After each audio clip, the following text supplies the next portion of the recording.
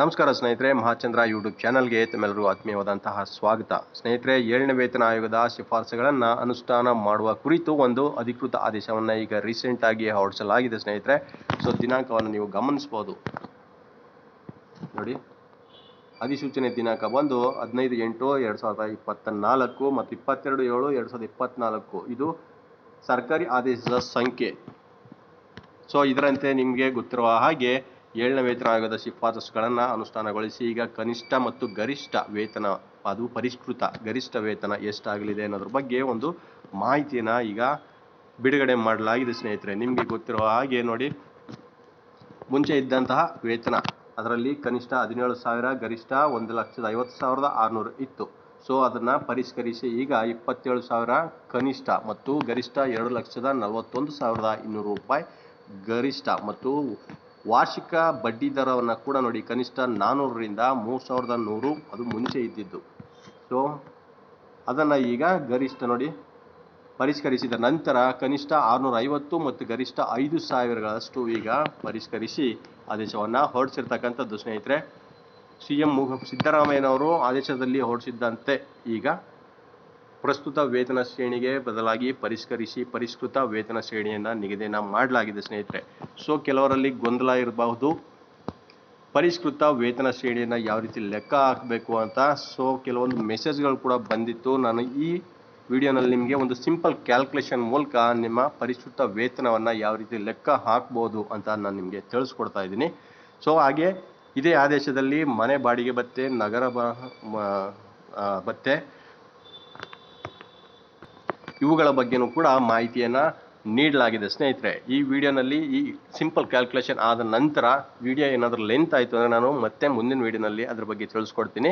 ಯಾವುದಕ್ಕೆ ನಮ್ಮ ಚಾನಲ್ನ ಫಾಲೋ ಮಾಡ್ತಾ ಇರಿ. ಈಗ ಬನ್ನಿ, ನಿಮ್ಮ ಪರಿಷ್ಕೃತ ವೇತನ ಶ್ರೇಣಿಯನ್ನು ಯಾವ ರೀತಿ ನೀವು ಲೆಕ್ಕ ಮಾಡಬೇಕು ಅಂತ ನಾನು ನಿಮಗೆ ಈಗ ತಿಳಿಸ್ಕೊಡ್ತೀನಿ ನೋಡಿ.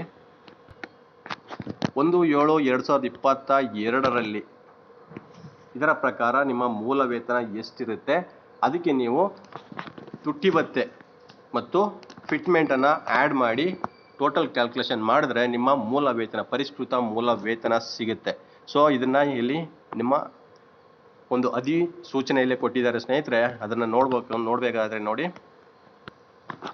ಇಲ್ಲಿ ಪರಿಷ್ಕೃತ ವೇತನ ಶ್ರೇಣಿಯ ನಿಗದಿಯ ಕ್ರಮ ಅಂತ ಕೊಟ್ಟಿದ್ದಾರೆ ನೋಡಿ.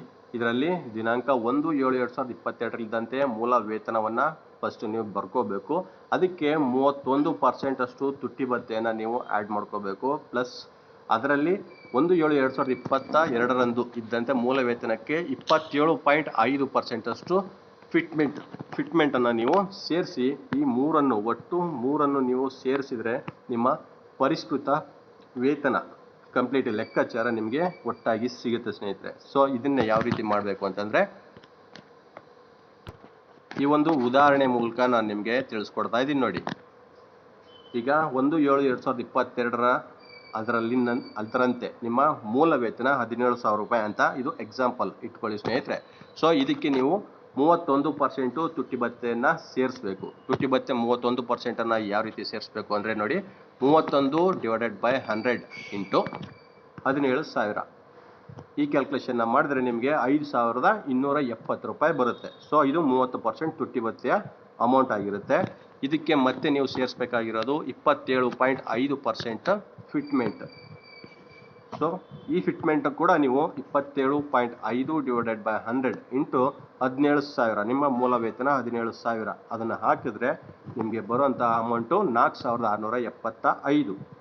ಸೊ ಈ ಮೂಲ ವೇತನ ಮತ್ತು ಫಿಟ್ಮೆಂಟ್ ಮತ್ತು ನಿಮ್ಮ ತುಟ್ಟಿ ಭತ್ಯೆ ಈ ಮೂರನ್ನು ಒಟ್ಟಾಗಿ ನೀವು ಸೇರಿಸಿ ಇಲ್ಲಿ ಲೆಕ್ಕವನ್ನು ಹಾಕಿದರೆ 17,000 ಇದು ನಿಮ್ಮ ಮೂಲ ವೇತನ, 5,270 ರೂಪಾಯಿ ಇದು ತುಟ್ಟಿ ಭತ್ಯೆ ಮತ್ತು ಫಿಟ್ಮೆಂಟ್ ಬಂದು ನಿಮ್ಮ 4,675. ಇದಿಷ್ಟನ್ನು ಕ್ಯಾಲ್ಕುಲೇಟ್ ಮಾಡಿದ್ರೆ ನಿಮಗೆ ಬರ್ತಕ್ಕಂಥ ಅಮೌಂಟು 26,945 ರೂಪಾಯಿ, ಅಂದರೆ ಆಲ್ಮೋಸ್ಟ್ ಈಕ್ವಲ್ ಟು 27,000 ರೂಪಾಯಿಗಳು.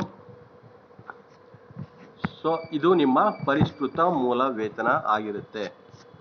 ಸೊ ನಿಮ್ಮ ಮೂಲ ವೇತನ 1/7/2022ರಲ್ಲಿ ಎಷ್ಟಿದೆ ಅದನ್ನೇ ಹಾಕಿ ಎಕ್ಸಾಕ್ಟಾಗಿ ಅದನ್ನೇ ಹಾಕಿ ನೀವು ಕ್ಯಾಲ್ಕುಲೇಷನ್ ಮಾಡಿದರೆ ನಿಮಗೆ ಒಂದು ಅಂಕಿ ಕೂಡ ಮಿಸ್ ಆಗದಂತೆ ನಿಮ್ಮ ಮೂಲ ವೇತನ, ಪರಿಷ್ಕೃತ ಮೂಲ ವೇತನ ಸಿಗುತ್ತೆ. ಸೊ ಈ ರೀತಿ ನೀವು ಲೆಕ್ಕಾಚಾರವನ್ನು ಮಾಡ್ಕೊಳ್ಳಿ ಸ್ನೇಹಿತರೆ. ಸೊ ಮತ್ತೆ ಮುಂದಿನ ವಿಡಿಯೋಲಿ ನಾನು ನಿಮಗೆ ಮನೆ ಬಾಡಿಗೆ ಭತ್ಯೆ ಮತ್ತು ನಗರ ಭತ್ಯೆ, ವೈದ್ಯಕೀಯ ಭತ್ಯೆ ಇದ್ರ ಬಗ್ಗೆ ತಿಳಿಸ್ಕೊಡ್ತೀನಿ. ಮತ್ತೆ ಭೇಟಿ ಆಗೋಣ. ನಮಸ್ಕಾರ.